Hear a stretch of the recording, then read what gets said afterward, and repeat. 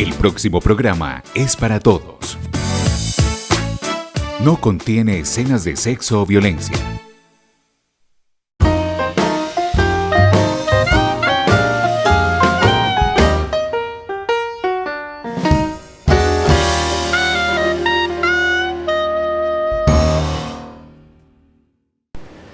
Televidentes de Tinteando con la Firma, bienvenidos. Nuestro programa de hoy se llama La importancia de las matemáticas y para ello tenemos como invitados a Juan David González, quien es magíster en educación, y a Weimar Cifuentes, quien es magíster en enseñanza de las ciencias. Señores, bienvenidos a Tinteando con la Firma y gracias por haber atendido nuestra invitación. Juan, Weimar, Aupan, muchísimas gracias a ustedes por la invitación, a Weimar por la compañía que nos va a brindar hoy y conversemos acerca de las matemáticas. Así es. Un cordial saludo para todos, televidentes, Juan David. Vamos entonces a iniciar y conversemos sobre un tema de interés que son justamente las enseñanzas de las matemáticas en Andes y, por qué no, en todas las latitudes. Claro que sí. Bueno, en este marco tan agradable vamos a tocar ese tema que es un poquito espinoso. ¿Por qué lo de la importancia de las matemáticas? En sí, ¿cuándo empezó el ser humano a entender que había que utilizar este tipo de información? Juan, pues digamos que, perdón Weimar que asalte la palabra, la historia no registra una fecha exacta de invención de las matemáticas. O sea, sí, como decir algo así como el encuentro de América que fue tal fecha, tal año. En las matemáticas, como en las ciencias y las artes, eso no se tiene.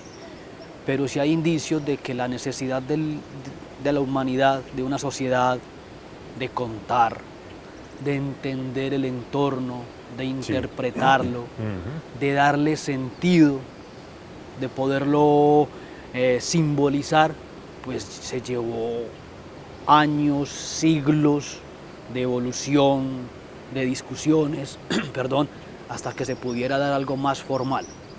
Sí. Entonces, con la necesidad de contar, por ejemplo, le dicen a los niños de primaria, nacieron los números naturales, casi que en la naturaleza, vaya contando.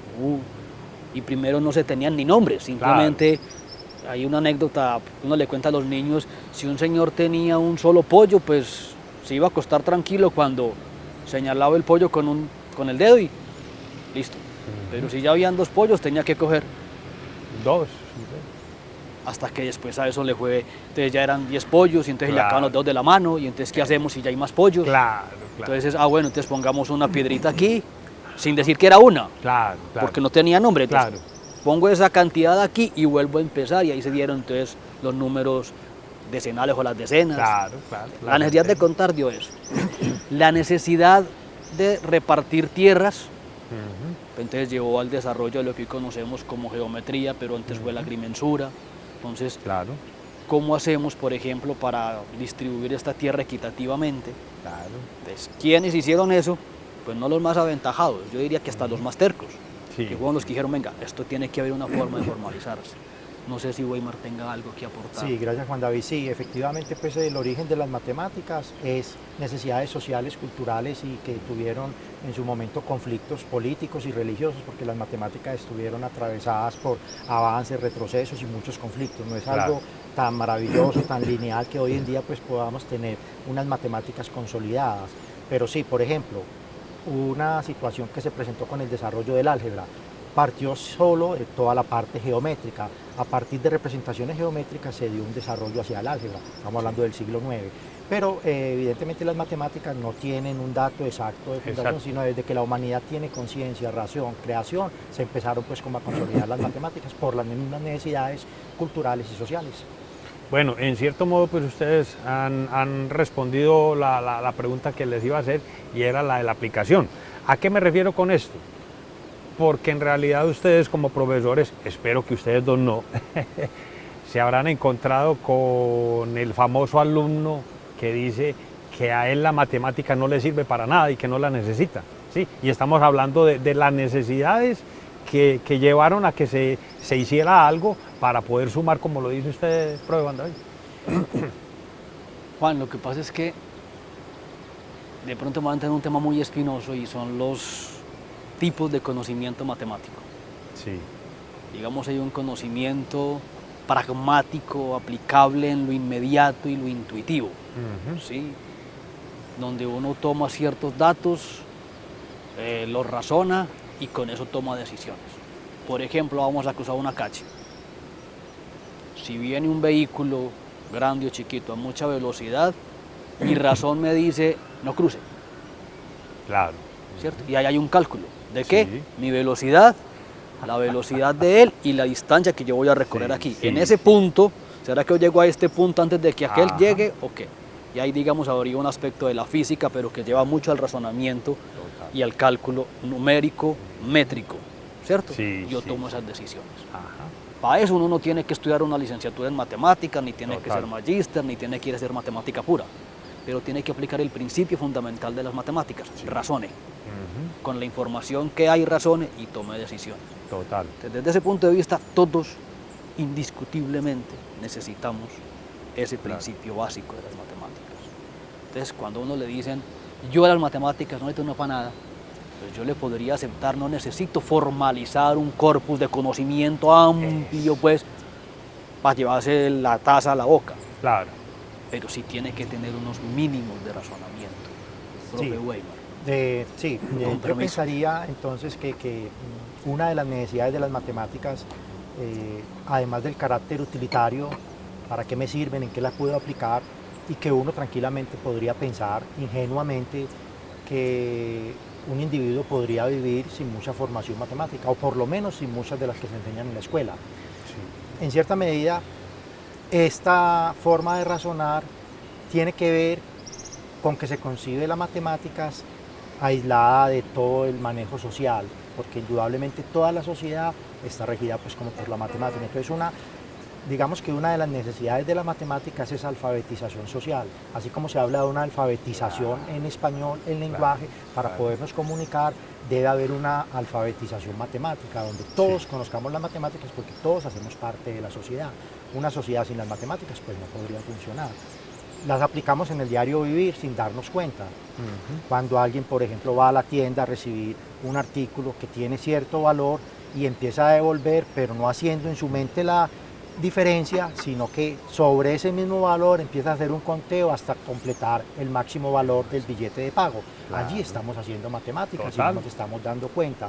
Cuando voy a repartir cierta cantidad de artículos y empiezo a entregarle a cada uno hasta que se me agote la cantidad que tengo, ahí estoy haciendo matemáticas. O sea, están siempre las matemáticas. Entonces yo digo que una de las fundamentaciones de la matemática es justamente esa necesidad social de vivir como colectivo. Pero también una característica importante de la matemática, yo pienso que es también la implicación social, cultural y política que tienen. Las matemáticas, como las demás disciplinas, pienso, deben incidir en que los individuos tomen posiciones críticas frente a asuntos de todo tipo. No es simplemente tomar unos procedimientos, unos elementos para hacer unos cálculos ni nada, sino más allá, porque muchas veces, Juan David, pienso yo, Juan Carlos, que las matemáticas se han utilizado para generar disciplina, para adoctrinar estudiantes, para que sean obedientes. Yo pienso que ese no es el propósito de la matemática. Total. La matemática es abrir un espíritu crítico frente a todas las temáticas y los problemas que tenemos en la cotidianidad. Así es, así es. El ejemplo que yo ponía ahorita de voy a cruzar la calle, ¿qué datos tengo? Eso es lo que puedo tomar de lo que acabo de mencionarnos, Weimar, es qué información poseo, cómo razono esa información, cómo le doy sentido a esa información y ahí sí, qué posición tomo frente a esto. Entonces las matemáticas, así sea aparte de los números, lo que nos permiten es formar el cerebro, formar la mente más bien en la capacidad de razonar y no solamente en hacer las cuentas económicas, porque es algo muy necesario, es algo muy rutinario, pero no se agotan ahí. ¿Cierto? A mí, por ejemplo, que alguien me diga, no es que mi papá es campesino y nunca usó las matemáticas, pues entonces uno podría empezar a ponerle contraejemplos de cómo que no. Él tiene el terreno y si va a sembrar café, él dice, necesito tantos almácigos, tantos palos que me caben aquí. y qué distancia hay entre palo y palo para que la sombra, el sol, los nutrientes, todo esto le dé, cuánto de fertilizante. Claro. Y el fertilizante también ya viene con medidas, tanto de esto, tanto de agua por tantos metros cuadrados. Sí, sí. Y así el señor no sepa que es un metro cuadrado, interpreta intuitivamente que hay un terreno en el que no se puede exceder en ese fertilizante. Y que si el bulto trae tantos kilos, Le va a rendir. y que entonces yo le tengo que aplicar tantos gramos a estos palos, entonces de ese bulto me tiene que alcanzar para tantos palos. O sea, un razonamiento que hay que Claro, hacer. ahora, ese digamos es el conocimiento pragmático, Ajá. ¿cierto? Sí. Pero el que diseñó el fertilizante, el que dice por tantos kilos de esto, tantos de agua, sí tuvo que haber aplicado el conocimiento de formalización Sí, y sí. empezar a aplicar lo que nos decía ahorita Weimar, razonamientos algebraicos. Algebraicos, eso es. ¿Cierto? Entonces aquí yo hago esta cuenta, tengo esta fórmula, rellevo estos procedimientos, preparo este producto y ya le doy al usuario las cosas. Hay un divulgador de la matemática, un señor español, Eduardo Sáenz o Sáenz, ¿lo has escuchado? Sí. Me recuerdas el apellido para no ir a decir muchas Sáenz. veces. Sáenz. A mí yo ese señor no lo idolatrizo, pues, no lo idolatro, pero lo sigo con mediana continuidad. Hubo un video en el que él decía, y se preguntaba con el auditorio, ¿para qué sirven las matemáticas? Y entonces él decía, vea, pregúntele usted a un atleta de alto rendimiento, Sí. ¿para qué le sirven los abdominales? Si cuando él va a correr, él no para, voy a hacer estos 100 metros, o el futbolista, estoy jugando un partido, tiempo, voy a hacer 10 abdominales. No, pero antes de la carrera, antes del partido, Sí. ¿cuántas abdominales hizo? Ajá. O cuántas sentadillas, cuántos saltos. Él no va a utilizar eso exactamente durante su ejercicio de competición, pero se está preparando para. Claro. Las matemáticas entrenan la mente, fortalecen la capacidad de razonar y pensar cuando haya que tomar decisiones. Así es. Entonces él decía, palabras más, palabras menos, las matemáticas son las abdominales que necesita la mente para enfrentarse a la solución de problemas que requieran de razonamiento y análisis de información. Yo Digámoslo pienso que- así, perdón, digámoslo así, es como el rey de los juegos que hablan que es el ajedrez. Pues, o sea, ¿cuándo va a aplicar usted el ajedrez en su vida? Pero es la forma de analizar que lo va a llevar a usted a través de ese entrenamiento a saber cómo tiene que trabajar en el día a día. Personalmente a mí me gusta ese ejemplo. Sí, Podrá sí. haber gente que nos diga, no, pues cómo van a decir eso, pero a mí personalmente ese ejemplo me gusta. Sí, sí. Yo nunca voy a tener una reina y un rey pero cómo interpreto estas situaciones de la vida real a través de un juego llamado ciencia. Sí, Me gusta ese sí. ejemplo. Güey. Bueno, no, quería pues como más un mensaje pues como para la escuela y los padres de familia, y es que la enseñanza de las matemáticas en la escuela es una consecuencia de su necesidad en la sociedad, no al revés, porque si es al revés pensaríamos que entonces la matemática es una carga, hay que estudiarla porque se enseñan en la escuela, entonces las tengo que aprender de manera forzada y artificial. No, es justo eso, una consecuencia de la dinámica social. Bueno, usted lo decía ahora, profe Weimar, de que es algo cultural también, ¿sí? Hablamos ahorita fuera de cámaras que es como una cruz que carga la matemática, lo decía el profe Juan David, hay como un velo, como que a las personas que saben más sobre matemáticas, pues uno las mira como hacia arriba, ¿sí? Es como ese tabú que hay, ¿sí?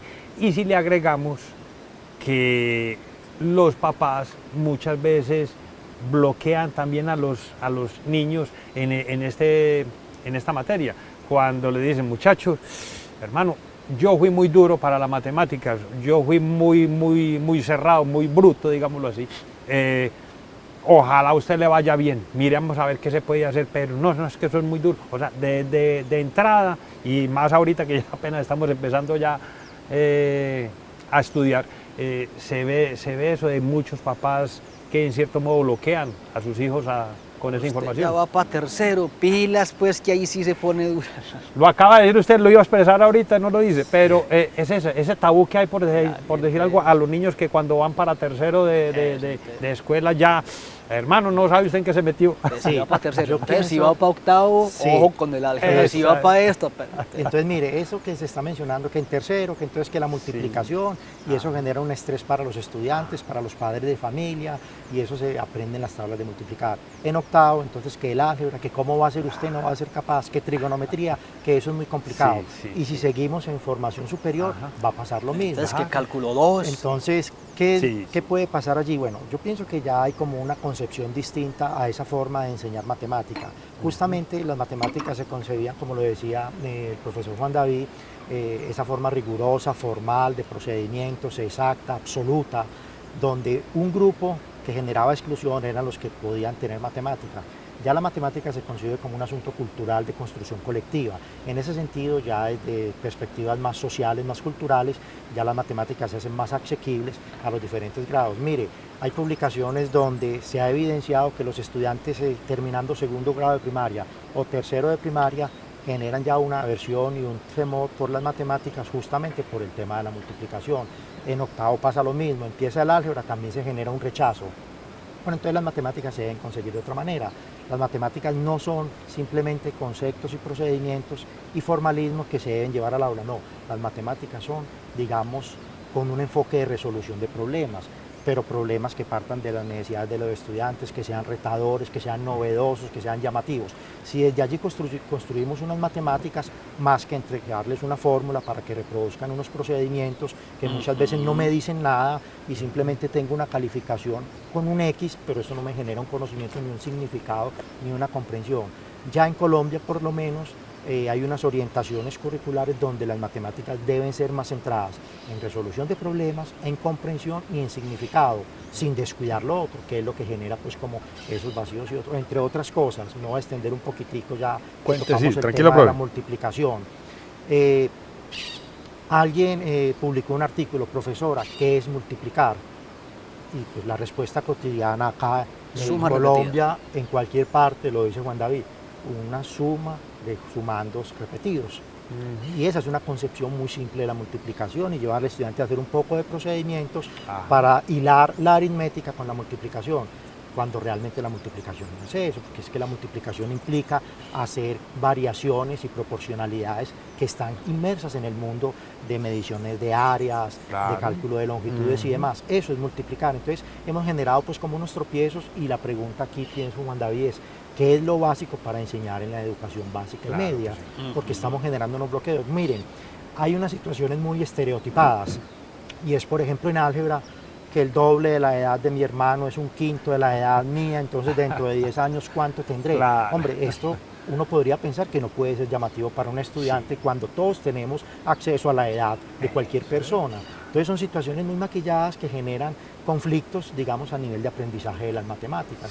Incluso el álgebra, que se propone para el grado octavo en los currículos, ya está reevaluada. Ya el álgebra se puede trabajar desde el nivel de preescolar, pero es un álgebra desde la generalización, desde ver regularizaciones, patrones y demás. Entonces, estudiantes, papás, las matemáticas son asequibles para el aprendizaje. Entonces, de que yo no sé matemáticas, yo pienso que es un mito. Todos podemos acceder a las matemáticas desde que tengamos un desarrollo normal y unos procesos de aprendizaje, digamos, adecuados. Bueno, ustedes entonces, me dicen... Juan, qué pena te interrumpo. Cuénteme, profe. Dos cosas. Cuando hablamos de la culturización de las matemáticas y de cómo llevársela a los niños, pues uno con las matemáticas también puede jugar. Claro. Y juega, y no solamente, digamos, estos jueguitos como el cubo de Rubik o el tangram, sino que también puede jugar numéricamente y hablando. Sí. ¿Cierto? Adrián Paenza, y voy a tocar otros temas a ver si después puedo ampliar un poquito, volviendo a Adrián, no había hablado de Adrián Paenza, hablé de Eduardo ahorita. Adrián, un matemático argentino, también divulgador del conocimiento matemático, propone algo muy similar a lo que nos está diciendo Weimar.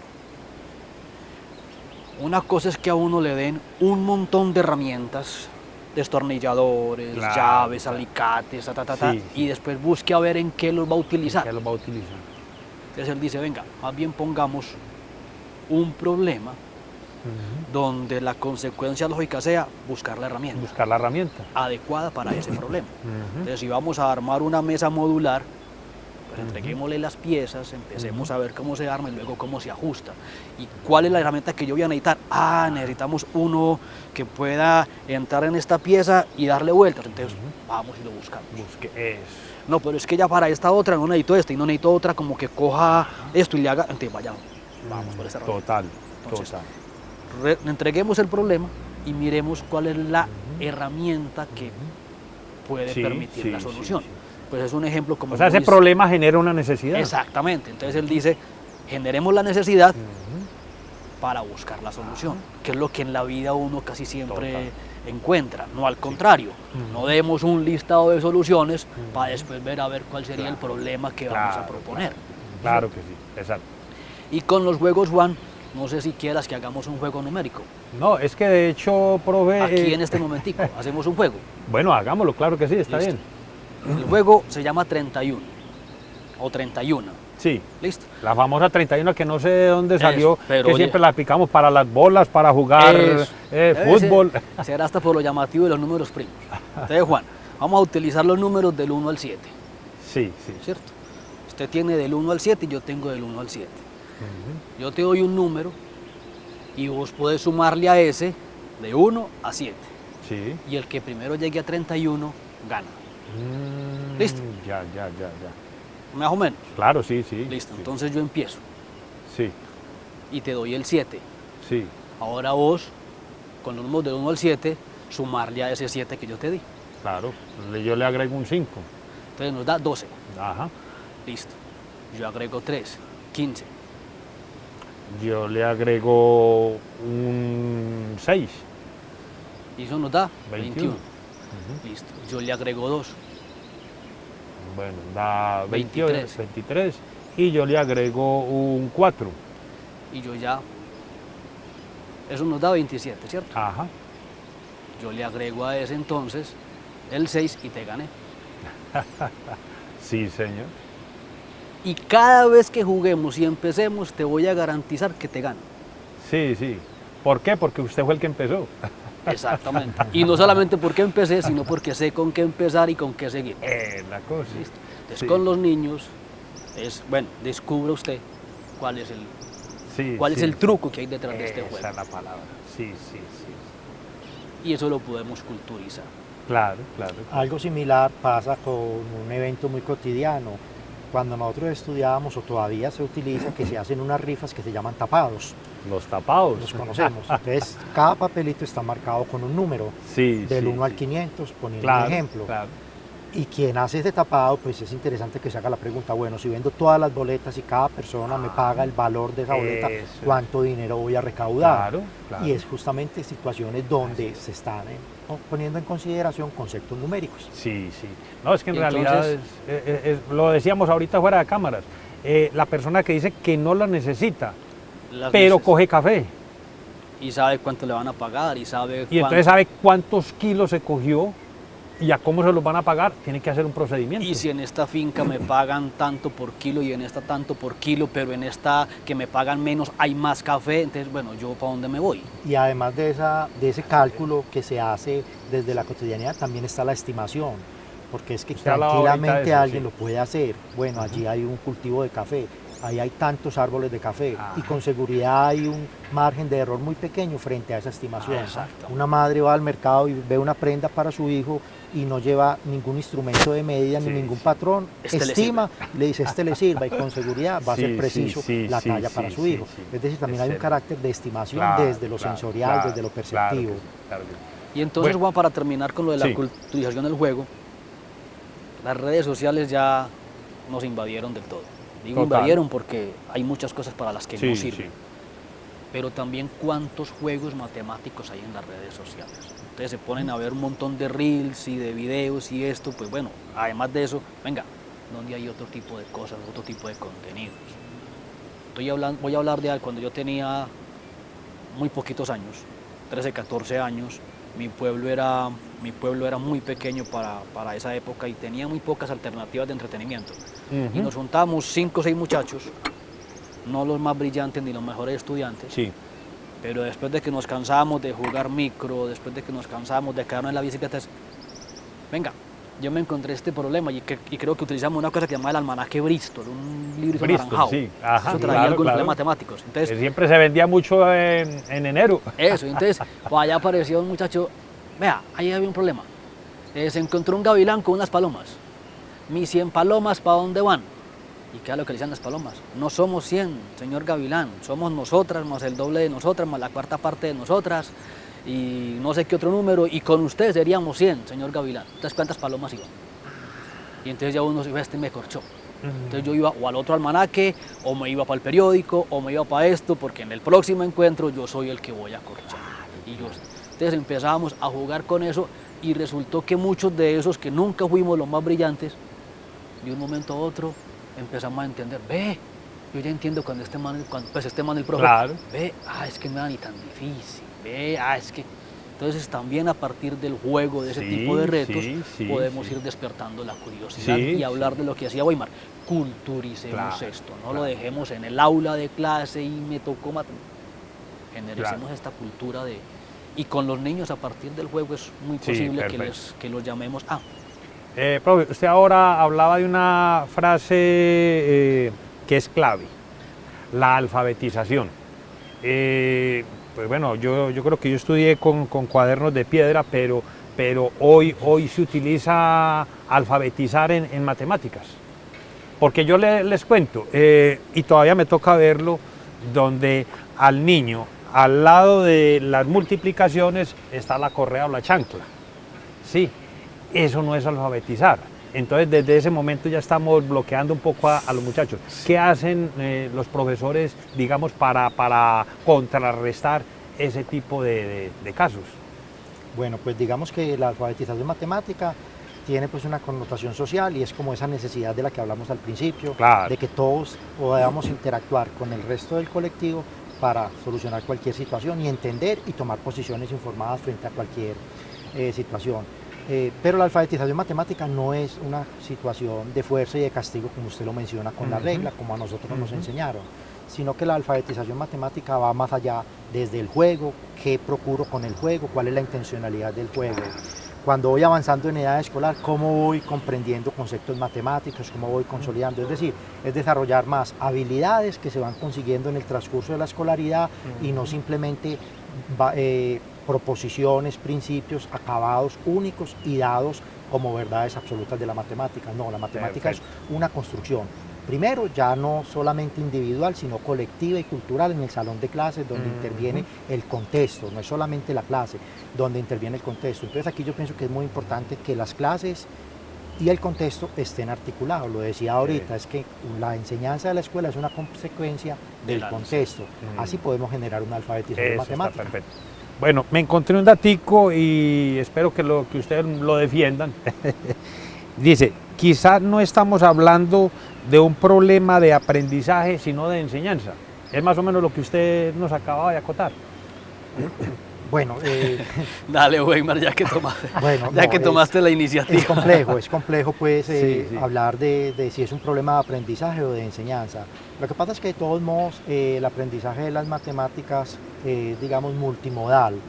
Multimodal, ¿qué quiere decir? O sea, las matemáticas se aprenden también con los sentidos. La matemática se aprende con el tacto, la matemática se aprende cuando yo toco superficies redondas o superficies con ángulos.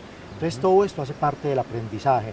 Entonces nosotros como docentes, por supuesto que ya hemos tenido una formación y sabemos cuáles son las situaciones para abordar una situación didáctica. Es decir, hay un conocimiento, pero ese conocimiento llevarlo al aula no es tan sencillo.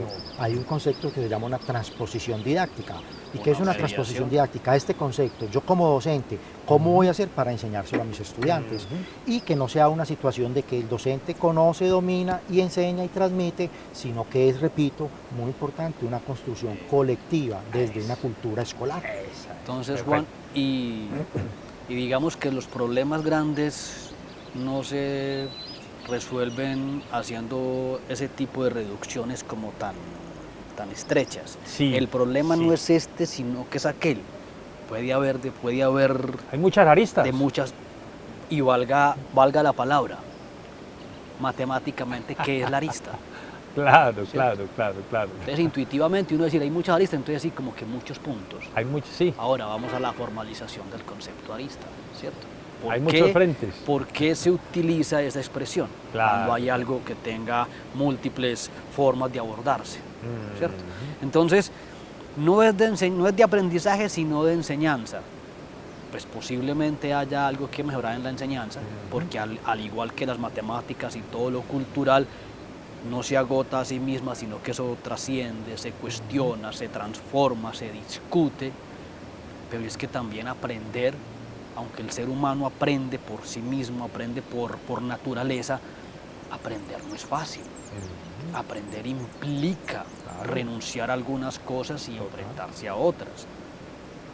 Total. A mí me gusta cuando hablo de aprendizaje poner un ejemplo que reduce mucho, pero también, digamos, invita como a analizarlo sin pasiones. Es cuando un niño va a aprender a caminar, él deja de gatear y tiene que renunciar a gatear para poder aprender a caminar. Claro. Y se cae, se sienta, el que le den las manitos, porque tiene que abandonar unas cosas y enfrentarse a otros retos. Claro. Lo mismo ocurre cuando deja de usar el pañal.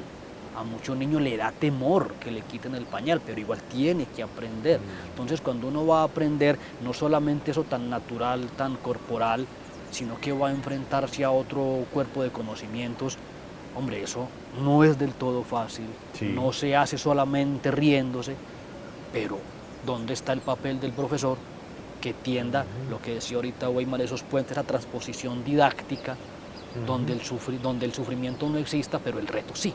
Claro. A donde yo entienda, bueno, es que aprender no es que yo me acosté, puse una música y ya me desperté sabiendo, Claro, o me puse el libro aquí debajo del brazo y por ¿cómo se llama eso? Ósmosis. Por ósmosis, por su oración, ya, O sea, me llegó. No, eso requiere sí, tiempo, requiere práctica, Ajá. requiere enfrentarse a la frustración, tolerar esa frustración y empezar a caminar hacia allá.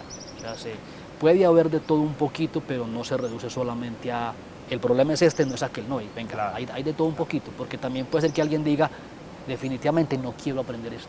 Claro que sí. Y lo otro, Juan, es que la enseñanza no es, digamos, una condición para que se dé el aprendizaje. O sea, puede tener una excelente enseñanza, pero no se logró el aprendizaje. Esa es. Entonces no hay pues como una posición allí, si es lo uno o lo otro, como dice Juan David, pero sí es cierto que enseñanza-aprendizaje se deben considerar como un continuo. No es que lo uno genere lo otro sea posterior a lo primero, no, es un continuo, enseñanza-aprendizaje, y Sí, es un proceso sí. de aula, articulado pues con la evaluación. Total. Bueno, ya para terminar, hombre, qué tema tan agradable con ustedes. Yo creo que esto daría para Aún más cantidad de programas. Así que vamos a terminar. Imagina, apenas empezando, ¿cierto? No, pero volviendo a esa parte, hay una frase que dice que no se le pueden pedir peras al olmo, ¿cierto? Así como se presenta dificultad de aprendizaje, también pueden haber profesores que en realidad, digamos, tengan dificultad para, ellos lo saben, pero presentan dificultad para enseñarlo. Y eso afecta también al estudiante. Juan, ¿Puede suceder, cierto? puede ser posible, porque para enseñar se necesitan pues como digamos varias competencias. Cualquiera no podría ir a enseñar una clase, porque es que la mirada de enseñanza es distinta a la mirada que tiene cualquier otro profesional. Así Pero es. bueno, puede ser cierto, porque para enseñar se necesita primero tener un conocimiento especializado Claro, de lo que estoy total, enseñando, sí.